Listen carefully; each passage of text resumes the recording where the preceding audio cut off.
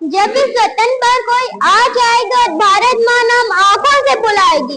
जब इस वतन पर कोई आ जाएगी और भारत माँ नाम आंखों से बुलाएगी, तब हिंदुस्तान के हर घर से रानी लक्ष्मी बाई निकल कर आएगी। और मैं भी सरहद पर जाऊंगी, सीने पर गोली खाऊंगी। और लड़कियां कमजोर होती है, दुनिया वालों की है गलत फहमी मिटाऊंगी। और मैं भी हिंदुस्तान की बेटी हूँ, दुश्मन की छाती पे तिरंगा लहराऊंगी। हम पीछे कैसे रह जाएं जब बात हो वतन के स्वाभिमान की। अरे हम पीछे कैसे रह जाएं जब बात हो वतन के स्वाभिमान की। अरे हम बाजी लगा देगी बिना सोचे अपनी जान की। अरे हम बाजी लगा देगी बिना सोचे अपनी जान की। भूल मत करना सिर्फ पापा की परी समझने की। भूल मत करना सिर्फ पापा की परी समझने की। अरे हम सैन्य हिंदुस्तान की।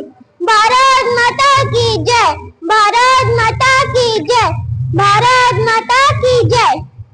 महोदय, आप सभी जानते होंगे पिछले महीने पहलगाम में आतंकवादियों ने 26 बेकसूर लोगों को मार दिए थे और हमारे देश की वीर जवानों ने उनके घर में घुसकर एक एक को चुन चुन कर मार दिया गया।